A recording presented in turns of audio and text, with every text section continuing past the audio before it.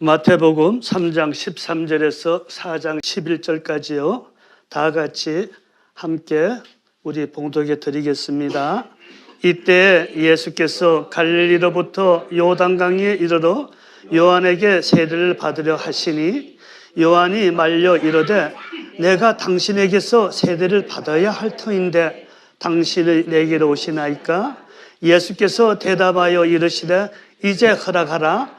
우리가 이와 같이 하여 모든 의를 이루는 것이 합당하니라 하시니 이에 요한이 허락하던지라.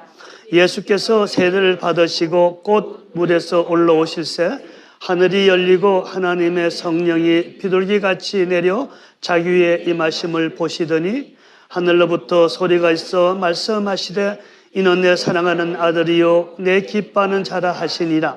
그때 예수께서 성령에게 이끌려 마귀에게 시험을 받으러 광야로 가서 40일을 밤낮으로 금식하신 후에 줄이신지라. 시험하는 자가 예수께 나와서 이르되 너가 만일 하나님의 아들이거든 명하여 이 돌들로 떡덩이가 되게 하라. 예수께서 대답하여 이르시되 기록되었으되 사람이 떡으로만 살 것이 아니요 하나님의 입으로부터 나오는 모든 말씀으로 살 것이라 하였느니라 하시니 이에 마귀가 예수를 거룩한 성으로 데려다가 성전 꼭대기에 세우고 이르되 너가 만일 하나님의 아들이거든 뛰어내리라. 기록되었으되 그가 너를 위하여 그의 사자들을 명하시리니 그들이 손으로 너를 받들어 발이 돌에 부딪히지 않게 하리로다 하였느니라. 이르시되 또 기록되었으되 주 너의 하나님을 시험하지 말라 하였느니라 하시니 마귀가 또 그를 데리고 지극히 높은 산으로 가서 천국과 영광을 만일 내게 엎드려 경배하면 이 모든 것을 내게 주리라. 이에 예수께서 말씀하시되 사탄아 물러가라. 기록되었으되 주 너의 하나님께서 경배하고 다만 그를 섬기라 하였느니라. 이에 마귀는 예수를 떠나고 천사들이 나와서 수정을 드니라. 우리 17절 함께 봉독합니다. 17절 다 같이요. 이때부터 예수께서 비로소 전파하여 이르시되 회개하라 천국이 가까웠느니라 하시느니라. 할렐루야. 아멘. 저는 오늘 본문 말씀을 통해서 비기닝 예수님 사역의 시작이란 제목으로 함께 하기를 원합니다. 성경은 태초에 하나님이 천지를 창조하셨다는 말씀으로 시작이 됩니다. 여기서 이 태초, 레시타라는 것은 첫째, 처음, 그리고 비기닝, 시작을 의미합니다. 우리 태초하면 대부분 롱롱어거로 생각하시죠. 태초. 지금까지 일어난 우리 역사의 사건의 계시, 상점 개업하는 것처럼 처음 문 여는 것. 지금까지 우리가 6,000년 더 한 것을 시작이 되었잖아요. 그 과정의 첫 단계를 의미하는 것이 바로 레시터 태초란 얘기입니다. 시작이 됐다는 의미입니다. 하나님께서 천지를 창조하시는 것으로 하나님은 일을 시작하셨다는 말씀입니다. 천지 창조를 시작해서 가장 먼저 빛을 나타내셨고 그리고 태양과 달 그리고 마지막에 우리 사람을 창조하셨습니다. 하나님께서 천지를 비롯하여 모든 것을 만드신 것은 어느 날 여러분 갑자기 적극적으로 만드신 것이 아닙니다. 이미 하나님 마음에 품으셨던 것을 계획하시고 때가 되어 창조하셨던 것입니다. 삼위 하나님도 처음부터 삼위가 계신 것이 아니라 하나님께서 언제 인카네이션 하실 것과 또한 언제 영으로 오실 것을 이미 계획하시고 준비해 놓으셨던 것입니다. 창세기 1장 1절에서는 또 하나님께서 천지를 창조하셨다고 했습니다. 여기서 나는 하나님, 이 엘로힘은 단수인데 복수의 성격을 띠고 있습니다.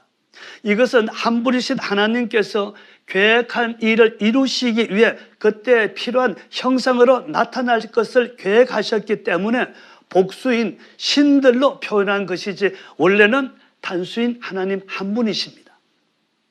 이와 같이 여러분 하나님께서도요 무엇을 시작하시기 위해서는 계획하시고 준비하셨다는 것입니다. 여기에는 우리 하나님의 섭리 함께 포함되어 있음을 기억하시기 바랍니다. 나는 우리 사역을 마라톤에 잘 비유합니다. 마라톤 선수들은 42.195km, 마일로 보는 게 26.2마일입니다. 달리기 위해서 가장 먼저 하는 것이 훈련입니다. 매일 수십 킬로를 달리는가 하면은 호흡하는 방법, 그리고 뛰는 이 보폭 있잖아요. 보폭 등을 많은 것을 준비하면서 훈련하며 또 준비해 나갑니다.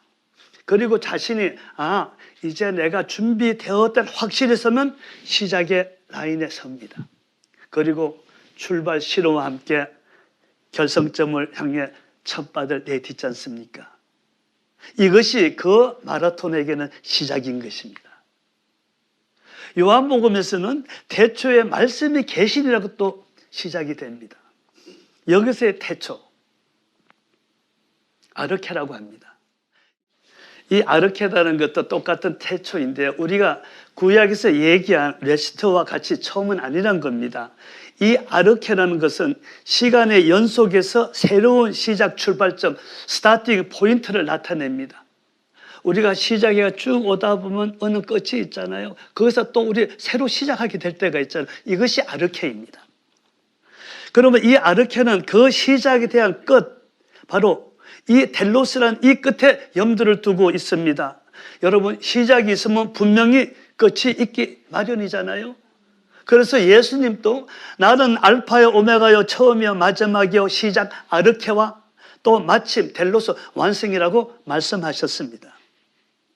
그래서 창세기 1장 1절에 이 시작인 레시터의 목적인 이 끝은 하나님 나라입니다. 우리가 창세기 시작한 것이 끝이 하나님 나라입니다. 그러면 요한복음 1장 1절의 시작인 이 아르케는 이 레시터와 다른 것은 시작하는 원인이 있다는 거예요. 창세기의 태초와 요한복음의 태초는 뭐가 하나 다른가 하면은 요한복음의 시작은 원인이 있다는 거예요. 그 원인은 우리 이사야서 43장에 내가 새 일을 행하리니 하나님께서 메시아 구원자로 오실 것을 말씀하신 것이잖아요. 그래서 이 아르케의 시작은 창세기 레시크의 시작과 더불어 천지를 창조하신 그 뜻을 이루시기 위해 하나님께서 친히 예수 그리스도 구원자로서 시작을 의미하는 것입니다. 아멘. 굉장히 중요한 단어입니다. 왜? 이 시작이 우리가 사역과 우리 삶 속에 항상 나타나기 때문에요. 그래서 올해도 우리 주님이 너희들 새 일을 행하리니, 이거 올해 주제잖아요. 그러면 하나님이 창세기에서 저 계시록 끝까지 모든 걸 준비해 놓고 그 사이사이에서 필요한 것을 이루어 나가시는데 거기에 필요한 시작이 새 일이라는 거예요. 이것을 우리가 기억해야 됩니다. 다시 말씀드리면 처음 시작, 이 레시트를 완성하기 위한 새로운 시작이 아르케라고 할 수 있습니다. 그러므로 이사야에서 나타난 이 셀 유띵은 창세기 1장 1절 시작에 대한 아르케를 의미하고 있습니다. 이해하시겠습니까? 중요한 것은 모든 일은 하나님의 계획하신 그 뜻에 따라 이미 준비로부터 시작되었다는 것입니다. 올해 들어 목사님이 많이 하는 단어가 준비잖아요. 준비하라, 준비하라. 준비가 돼야지 우리가 시작할 수 있는 겁니다. 우리 ERMC도 하나님의 계획 안에서 길게는 30년, 짧게는 2, 3년 전에 섭리 가운데 준비시켜왔고 때가 되어 지금 시작하신 것입니다. 이 30년은 이 정에 걸어온 길이고요. 이 3년은 여러분이 저와 함께 걸어온 길입니다. 물론 그 안에 여러분이 삶이 걸어온 몇십 년이 더 있겠지요. 그래서 우리 ERMC와 함께한 우리 모두는 하나님께 보시기에 나름대로 준비되었거나 또한 아직 준비가 안 되었지만 ERMC 사역 안에서 주님이 지금 시작해 나가는 이 안에서 그를 준비시키시며 시작하게 하셨음을 아시기 바랍니다. 오늘 저는 The Beginning of Jesus Work, 예수님의 사역의 시작이라는 말씀으로 여러분과 은혜를 받길 원합니다. 오늘 성경에 예수님 사역의 시작은 가장 먼저 세례 요한에게 세례를 받으시고 두 번째는 그 사역을 위해 40일 금식을 준비하셨습니다. 그리고 세 번째는 사역을 방해 세력인 사탄에게 메시아 시대가 왔음을 선포하고자 강령에 나갔습니다. 그러자 사탄이 자기들의 세력을 뺏기지 아니하려고 시도한 세 가지 유혹을 물리치셨습니다. 그리고 난 다음 회개하라 천국이 가까웠노라 메시아로서의 이 종말을 선포하시면서 제자들을 부르셔서 물로 포도주의 표적을 통해서 메시아임을 제자들에게 나타내시고 그리고 마지막으로 성전에 올라가셔서 성전을 정화하시면서 이 성전을 헐라 내가 사흘 후에 다시 일으키리라 하시면서 메시아로서의 사역을 시작하셨습니다. 그러면 이렇게 시작한 뜻이 과연 어디 있습니까? 하나님이시잖아요. 그냥 시작하시면 되는데 한 단계 한 단계 한 단계 한 단계 하시면서 주님은 시작하셨습니다. 그런데 그것도 제일 먼저 하신 것이 세례 요한에게 세례를 받으셨다는 것입니다. 왜 하나님이 왜 인간에게 세례를 받으셨는가? 많은 목사님들은 예수님께서 세례를 받으신 것은 겸손과 낮아짐과 또한 우리가 받아야 하는 세례에 대한 예표의 본을 보이셨다고 합니다. 그 말씀을 설교하고 또 우리는 그렇게 알고도 있습니다. 물론 그럴 수도 있겠지요. 그러나 예수님께서 세례 요한에게 세례를 받으신 근본 뜻은 요한복음 1장 33절에 세례 요한은 나도 그를 하나님 예수님을 알지 못하였으나 나를 보내어 물로 세례를 베풀게 하신 하나님이 나에게 말씀하시되 성령이 내려서 누구 위에든지 머무는 것을 보거든 그가 곧 성령으로 세례를 베푸는 있는 줄 알라 하셨기에 내가 보고 그가 예수님이 하나님의 아들이심을 증거하였노라고 말씀하고 있습니다.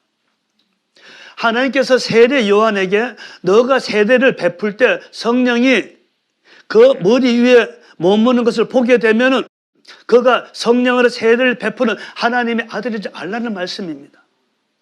요한이 예수님께 세례를 베풀자 이와 똑같은 현상이 일어났잖아요. 여러분, 목수의 아들에서 이제 하나님 아들의 신분으로 나타낸 중요한 터닝 포인트가 바로 이 세례입니다. 오늘 이 장면이 그 장면입니다.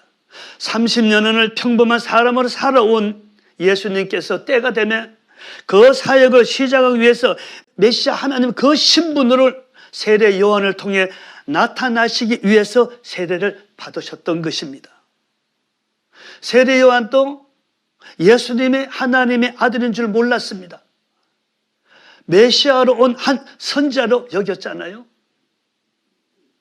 예수님께서 우리에게 세례를 받으라고 권유하셨습니다. 그것은 우리 주님께서 세례를 통하여 목수의 아들에서 하나님 아들로 신분이 바뀐 것 같이 우리도 세례를 받음으로 세상의 자식에서 하나님 자녀의 신분이 바뀌어야 한다는 것입니다. 할렐루야. 여러분, 이것이 거듭남입니다. 다른 것이 거듭남이 아니에요. 내가 세상 일 안 하고 죄 안 짓고 하는 이것이 거듭남이 아니에요. 사탄의 자식에서 하나님의 자녀로 우리가 변화됩니다. 이것이 여러분 거듭나는 겁니다. 내가 착하게 산다고 거듭나는 것이 아니에요. 교회에 열심히 나온다고 거듭나는 것이 아니에요. 먼저 내 신분이 바뀌어야지. 내가 하나님 자녀가 돼야죠. 이것이 거듭남을 여러분 꼭 아시기 바랍니다. 왜요? 그래야만 구원의 은혜를 받을 수 있는 자격이 주어지기 때문입니다. 이것이 세례의 근본이요, 이것이 본질이라는 것을 꼭 기억하시기 바랍니다. 세례의 중요성은 바로 여기 있습니다. 내가 하나님 자녀가 돼야지 구원을 받을 수 있는 자격이 주어지잖아요. 하나님 자녀가 아닌데 어떻게 우리가 구원을 받아요? 이것이 세례의 본질입니다. 꼭 기억하시기 바랍니다. 그리고 두 번째, 40일 금식을 하셨습니다. 하나님께서 사역이나 어떠한 일을 시키기 전에 준비시키는 한 방법입니다. 자, 모세는 10계명을 받기 위해서 처음 40일 금식했습니다.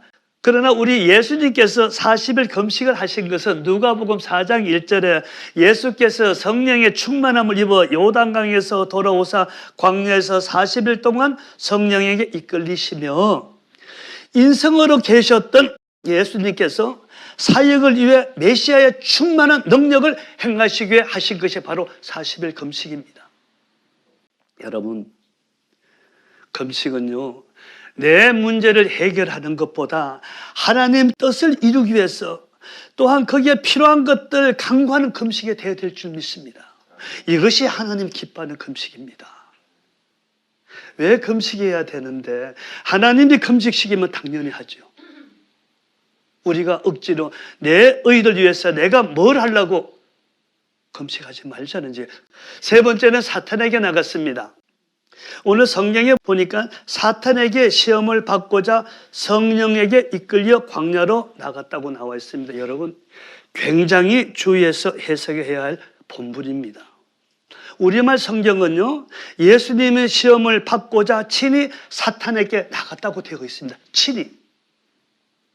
여러분, 만물을 창조하신 하나님이 피조물인 사탄에게 시험을 받으러 직접 광야로 나갔다? 그런데 영어 성경에 보면은, 킹 제임스의 NIV 보면은 거기를 해석해 보니까 예수님은 성령의 인도를 받아 광야로 올라가 마귀의 시험을 받으셨다고 해석하고 있습니다. 시험을 받으러 갔다는 것이 아니라 광야에 나가니 사탄이 유혹했다는 것입니다. 다르죠? 내가 직접 시험을 받으러 갔던 것이 아니라 가니까 시험했다 이거야. 유혹했다는 거잖아요. 그리고 예수님께서 사탄에게 시험을 받으러 성령에게 이끌려 갔다고 했습니다. 이끌려 갔다. 잡고 갔다는 얘기예요. 그렇잖아요? 잘못 해석하면은 예수님과 성령님이 각 개체가 난 1대1로 분리가 됩니다. 그러면요, 삼위일체 하나님이 부정이 되잖아요. 이 본문을 해석하기 위해서는 예수님의 위치를 알아야 합니다. 성경에 세례 받은 후 성령이 비둘기같이 임하였다. 누가복음 4장 1절에는 성령의 충만함을 입어 예수님께서 40일 금식으로 성령의 그 능력을 입어 하나님이신 메시아 신분으로 이제 돌아오셨습니다. 그래서 인간의 예수님이 아니라 메시아의 능력으로 광야에 나타나신 것입니다. 그리고 오늘 우리가 4장 1절과 7절에 시험이라는 단어가 나옵니다. 4장 1절에 이 시험은 페이라자로 갑니다. 유혹입니다. 자, 4장 1절에 보면요, 그때 예수께서 성령이 이끌려 마귀에게 시험을 받으러 광야로 가사 이 시험, 이 유혹, 템테이션, 이 사탄들이 자기들이 살아남고자 메시아 사역을 떨어뜨리고 방해하려고 한 유혹을 말하는 반면에 4장 7절에 예수님께서 사탄에게 너 하나님을 시험하지 말라. 이 시험, 에크페이라자보다 테스트를 얘기합니다. 나는 너희들 그 유혹에 넘어가 메시아 사역을 포기할 것이 아니니 더 이상 나를 테스트하지 말라는 거예요. 서로 뜻이 다른 이 시험이란 단어를 통해서 지금 예수님께서 사탄에게 시험을 받으러 광야에 나온 것이 아니라 메시아 시대가 시작되었음을 선포하러 왔음을 우리는 알 수가 있는 것입니다. 이 이끌려는 단어를 누가복음에서 누가는 이렇게 표현하고 있습니다. 4장 1절에 성령의 충만함을 입어 성령의 능력으로 나갔음을 의미합니다. 예수님께서 세례를 받는 동시에 비둘기가 성령의 능력이 임했지 않습니까? 이것을 나타내는 겁니다. 여러분, 광야라는 곳이 어떤 것입니까? 그곳은 메마르고 황폐한 곳입니다. 바로 사탄의 소굴을 지칭하는 단어가 바로 이 광야입니다. 여기서 우리가 보아야 할 것은 그러면 예수님은 어떤 형상으로 사탄에게 나가셨는가? 인간의 예수님의 모습인가? 아니면 본래 영의 모습인가? 그러면 그 앞에 나타난 사탄의 형상은 또 어떤 모습일까요? 사탄 또 인간의 모습으로 주님 앞에 나타나왔을까요?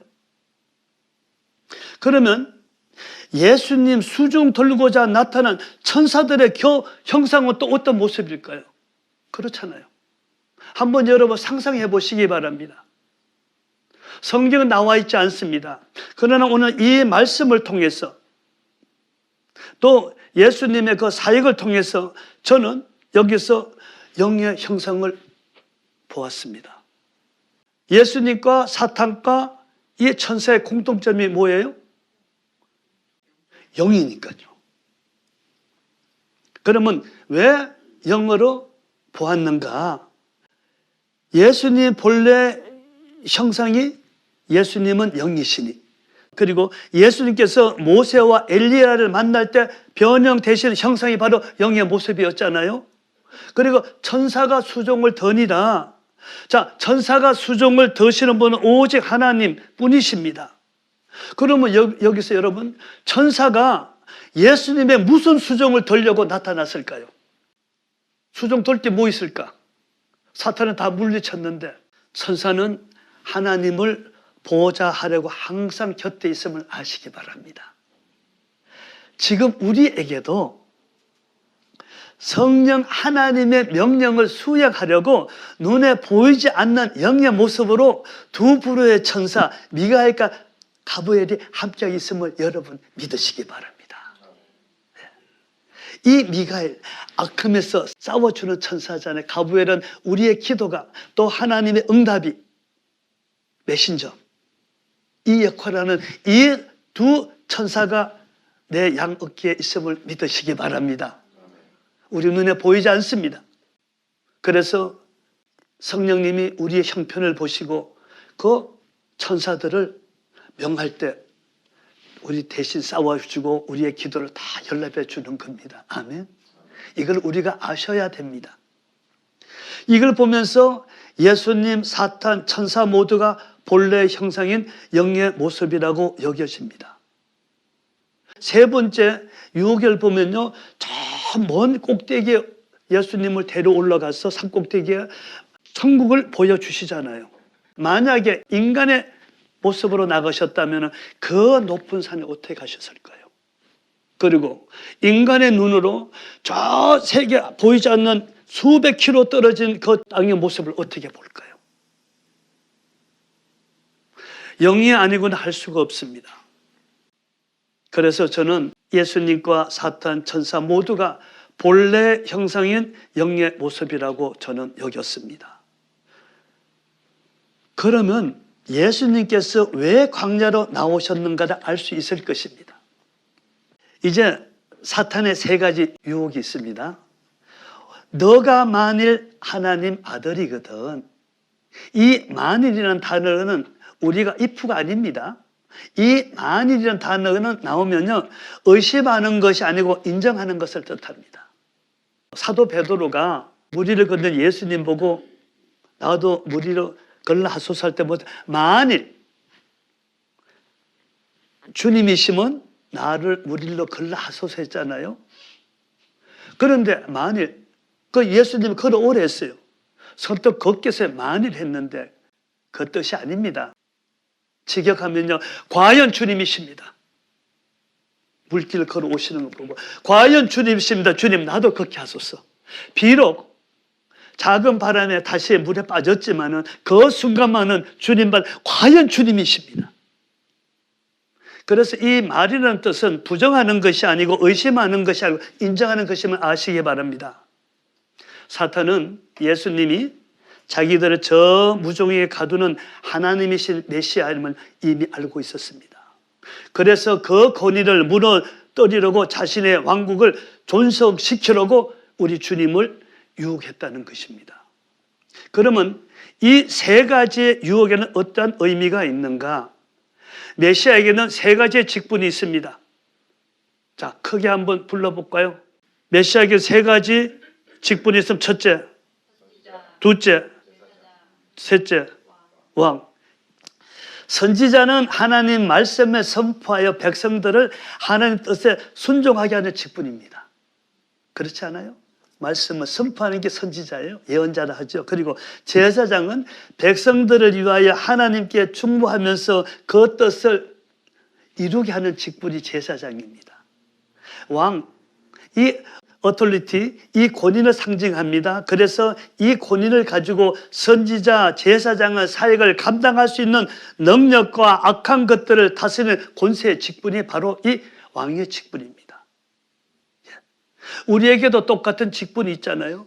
목사는 목사대로, 성도는 성도대로에 이 세 가지 직분이 있습니다. 우리 목사의 선지자는 이 단에 서서 말씀을 성도들에게 선포하는 것 선지자 직분이요. 그들이 위해서, 성도들을 위해서 중보하면서 가르치고 인도하는 것이 제사장 직분입니다. 그리고 하나님의 그 권세와 권능을 받아서 성도들을 바른 길을 인도하고 악하면서 이기게 하고 질병 고쳐주고 이것이 왕의 직분입니다. 그건 있어요, 없어요? 범위가 다를 뿐입니다.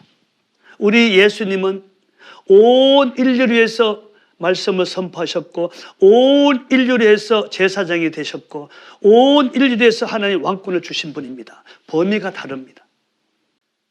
첫 번째, 사탄이 선지자의 직분에 도전한 것이 너가 만일 하나님의 아들이거든 명하여 이 돌들로 떡덩이가 되게 하라.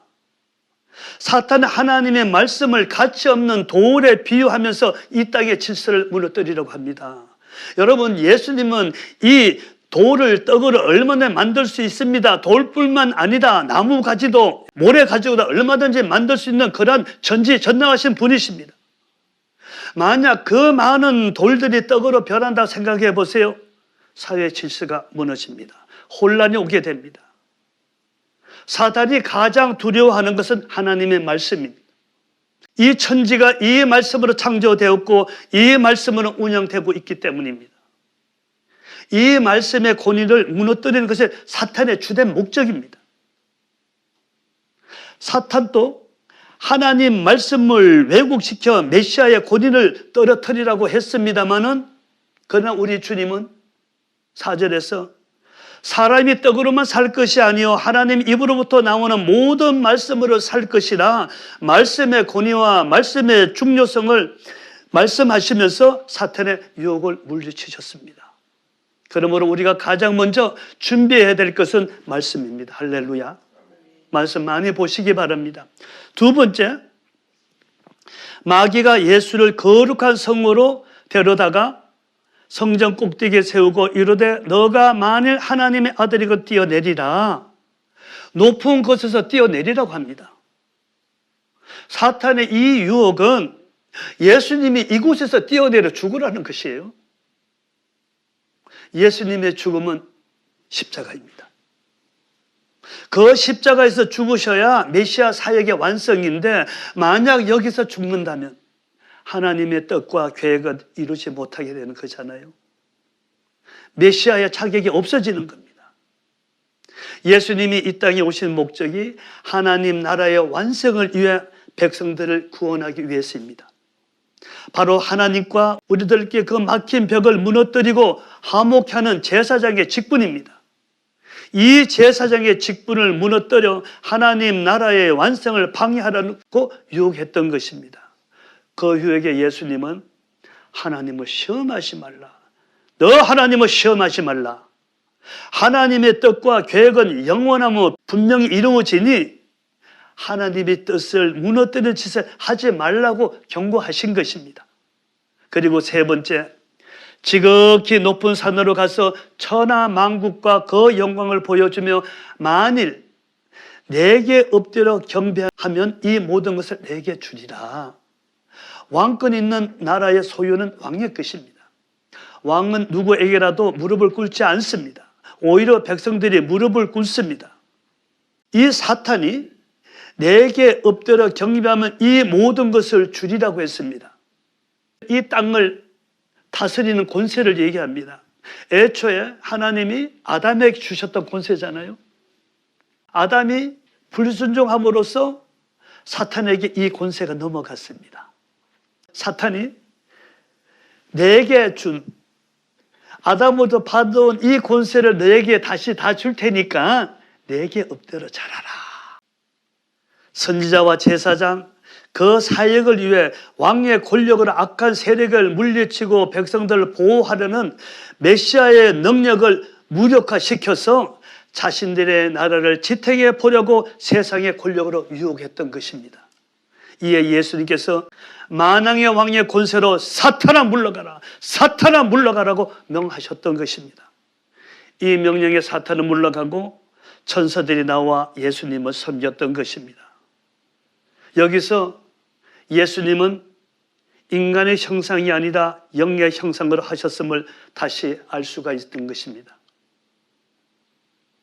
예수님의 외면은 인간의 모습이다. 그 내면은 하나님으로서 하신 사역임을 알 수가 있습니다. 예수님이 명하실 때 그 명령을 수행하는 것이 천사들입니다. 구약에서도 보이지 아니한 천사들이 전쟁을 도왔다면 이 신약의 이 시대에 와서는 성령님의 말씀에 따라 천사들이 우리를 돕고 지켜주십니다. 그러니까 말씀도 중요하고요. 이 성령님께서 우리를 도와주실 때 우리의 기도를 통해서 성령님이 역사하십니다. 아멘.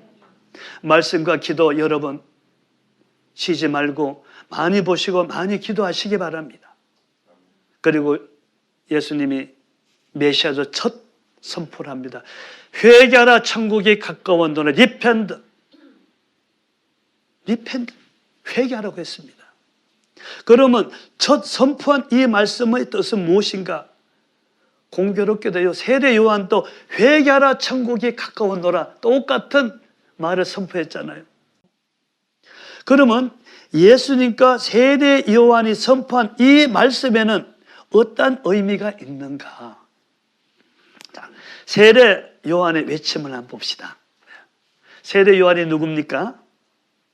바로 세례 요한은 당시 메시아가 탄생하였음을 목동들과 동방의 박수를 통해서 이스라엘 유대인들 알고 있었잖아요. 더 나아가 헤롯 왕이 왕으로 왔다는 메시아를 죽이기 위해 어린아이를 죽임으로 이스라엘 백성들은 알고 있었습니다. 그러나 오랜 시간이 지났습니다. 이들은 그 메시아 탄생을 잊었고 더 나아가 믿지 않았다는 것입니다. 온 것이 아니라는 거예요. 왜? 역사가 나타나지 않으니까. 세례 요한의 사역은 주의 길을 곱게 하라. 바로 예수님이 메시아이심을 선포하는 것이 이 세례 요한의 사역이었습니다. 그래서 메시아로 오신 예수님을 영접치 아니하고 배척하고 있는 이 유대인들에게 그분이 바로 구원을 베푸시는 하나님이시니 너희가 회개하고 영접하라고 외친 것입니다. 이것이 세례 요한의 회개하라 천국이 가까운노라 이 외침입니다. 그러면 우리 예수님의 외침은 어떤 뜻이 있을까요? 자, 하나님께서 선민으로 삼으신 이스라엘 백성들이 하나님의 그 뜻을 외면하고 율법에 엉배해서 형식적인 신앙생활을 하고 있는 저 유대인들과 또 자신들의 탐심을 위해 부편 그 제사장들, 바리새인들, 서기관들에게 너희들은 회개하고 하나님 뜻을 온전히 행하라고 외쳤던 것입니다. 그렇잖아요. 유대인들이 뭐예요? 선민들이 뭐예요? 하나님 뜻을 이루는 것이 선민인데 자기는 구원 못 받는 건 고사하고 하나님 앞으로 나오는 그 백성들까지도 막았다는 사실입니다.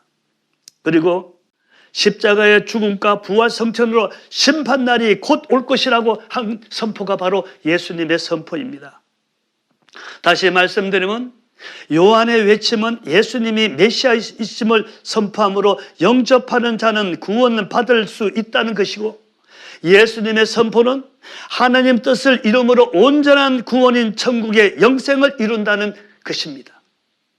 이 자리에 계신 여러분은 누구의 외침을 듣고 계십니까?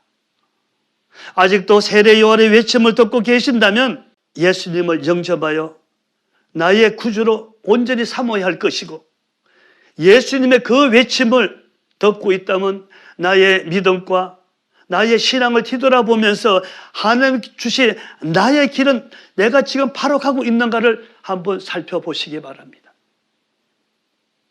그리고 예수님은 제자들을 부르시고 이적으로 메시아심을 보여주셨잖아요. 예수님께서 제자들을 부르신 것은 이들을 통하여 하나님 뜻을 알리기 위해서입니다. 그래서 제자들을 혼인잔치에 초대해서 물로 포도주로 만드셨잖아요. 그 이적은 그들로 메시아임을 알게 하라고 하신 표적입니다. 그러면 여러분, 이 시대에 예수님의 표적은 어떤 것들이 있습니까? 성경에 나타난 표적 말고도 우리들이 신앙생활을 하면서 겪고 보고 한 표적들이 과연 여러분에게는 무엇이 있습니까? 저를 이렇게 봐요. 자기가 첫 번째 표적이 뭘까? 이거 준비하면서 봤을 때 이방인인 내가 예수를 영접했다는 사실이에요. 우상인 집안인 내가 예수님을 만났다는 거예요. 하나님 자녀가 됐다는 거예요. 그런데 그것뿐만 아니라 더 나아가 일꾼인 제자가 되어 구원의 언책을 입고 지금 주의 종으로 이 자리에 서 있지 않습니까? 주의 종으로 사용하고 있다는 이 표적보다 더한 표적이 나에게 있을까요? 저에게는 이게 가장 큰 표적입니다. 그런데 여러분, 많은 사람들이 믿는다 하지만 믿지 않습니다. 표적도요, 예수님도 믿지 않습니다. 왜 그럴까요? 나와 상관이 없기 때문이에요. 나와 상관이 없기 때문이에요. 예수님이 이런 사람을 이방인이라고 말씀하고 있습니다. 이 시대의 제자들은 우리들은 그 표적을 통하여 어떤 일꾼으로 살아가야 할 것인가? 12 제자와 바울은 끝내 순교로 자신들의 사명을 감당했습니다. 여러분, 사명과 사역의 차이점은 무엇일까요? 사명은 하나님께서 내게 명하신 하나님 일이고 그 사명을 이루기 위해 그 길을 가며 겪고 행하는 모든 것들이 사역입니다. 베드로, 야고보, 요한, 바울, 하나님 명하신 그 뜻을 이루기 위해 고난과 아픔과 많은 어려움을 겪으면서 끝내주신 사명을 감당하고 순교했습니다. 여러분들도 각자에게 명하신 그 사명을 위해 지금 주어진 것들을 행하는 것이 사역입니다. 그 사역들이 마지막 하나가 될 때, 그 길이 하나하나 모였을 때 그것이 사명을 이루는 것이고 그것이 곧 십자가의 죽음인 순교인 것입니다. 사역을 행하다 죽는 것만 순교가 아닙니다. 나에게 주어진 그 사명을 온전히 행하는 것이 나에게는, 여러분에게는 십자가의 완성인 죽음과 같다는 것입니다. 그래서 테텔레스타이, 나는 다 이루었다고 자신 있게 우리는 선포할 수 있는 것입니다. 여러분에 주신 한 달란트, 10달란트, 이거 중요한 것이 아닙니다. 나에게 주신 그 사명, 그 사역길을 내가 온전히 가고 있는가? 하나님 뜻을 바라보고 온전히 가고 있는가? 아니면 내 생각대로 가고 있는가? 여러분, 한 번 좀 깊이 생각해 보시기 바랍니다. 그리고 마지막으로 주님께서 성전 정화를 했습니다. 사역을 하시기 전 마지막을 한 것이 성전을 정화하셨습니다. 이 성전 정화는 율법에 명한 동물의 피로 드리는 희생 제물을 폐하시고 새로운 메시아 시대를 선포하시면서 이 성전을 흘러 내가 사흘 동안에 다시 세우리라. 바로 예수님께서 친히 희생 제물이 되셔 그를 믿는 자마다 지성소인 하나님 앞으로 나갈 수 있도록 하시겠다는 말씀입니다. 그래서 예수님이 십자가에서 피 흘려 돌아가셨을 때 휘장이 위에서부터 아래로 찢어졌습니다. 성전에 있는 휘장이요. 지성소에 대제사장으로 들어갔잖아요. 이것을 찢어지면서 믿는 우리도 그 안에 들어갈 수 있다. 바로 하나님 앞에 나갈 수 있다. 하나님 자녀로서의 그 권세를 말씀하신 것입니다.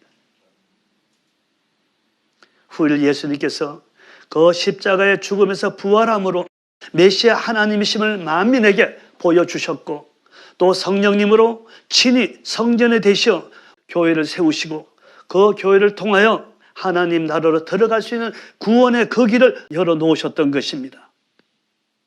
그걸 위해서 예수님은 몸소 진노의 잔을 받으셨고 육신의 성전이 파괴되는 아픔 속에서도 우리의 모든 죄를 대신하여 그 십자가의 죽음으로 하나님과의 그 새 언약을 세워주신 영원한 희생 제물이 되셨습니다. 그러나 예수님의 그 죽음으로 모든 것이 끝난 것이 아닙니다. 그 뒤에는 뭐가 있었습니까? 부활이 있었습니다. 할렐루야. 그 부활이 계셨기에 메시아 시대는 지금까지 계속되고 있고, 재림하실 그날까지 우리는 참 성전, 참 제물, 참 제사장이신 예수님을 우리 구주로 섬기며 각자에게 주어진 사명을 우리는 지금 나가고 있는 것입니다. 그런데 안타깝게도 시간이 흐를수록 예수님의 십자가의 그 대속이 점점 잊혀져 가고 있다는 사실입니다. 우리를 구원하시기 위해 인간의 형상으로 이 땅에 오셔 십자가에서 고난 당하시고 죽으신 주님의 그 은혜를 우리가 항상 마음에 새기고 각자에게 남겨두신 그 사명을 온전히 감당하기 위해 성령님이 함께하고 계신 우리 ERMC와 우리 마음의 성전을 먼저 깨끗하게 정화하시길 바랍니다. 정화하는 게 다른 것이 아니에요. 가장 먼저 정화한다는 것은 내 마음이 하나님께 드려지는 것이 가장 깨끗한 회개입니다. 내가 하나님 주신 그 십자가 지고 나가겠다는 이것이 우리에게 가장 큰 클리닝인 줄 믿으시기 바랍니다. 왜요? 그것이 왜? 하나님이 나와 함께 하시기 때문이에요. 그 영이 나와 함께 하시기 때문입니다.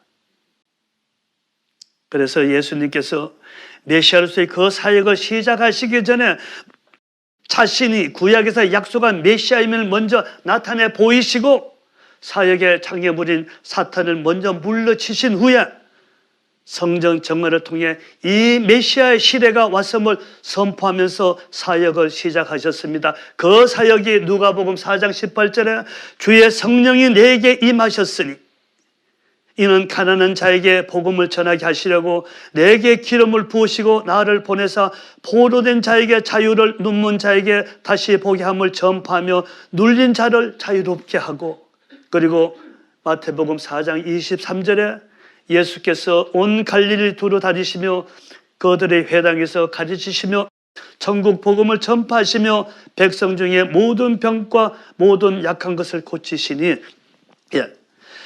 예수님께서 우리를 구원하시기 위한 사명인 그 십자가에서 죽이시기 위해 그들이 메시아를 영접하여 구원의 길로 인도하시고자 하나님 뜻을 전하시면서 기적과 이적으로 병든 자를 치료하시면서 또한 고통당하는 자들에게 평안을 주시면서 사역을 시작하셨던 것입니다. 이 시대에 예수님의 제자인 우리도 우리에게 주신 그 권세와 능력으로 이적과 기적을 나타내어 메시아의 표적으로 여러분 선지자, 제사장, 왕으로서 그 직분을 분명히 감당해야 될 줄 믿습니다. 네, 여러분, 이 예수님이 사역이 나의 사역임을 믿으시기 바랍니다. 아멘. 예수님께서 너희는 나보다 더한 사역을 할 수 있다고 하셨잖아요.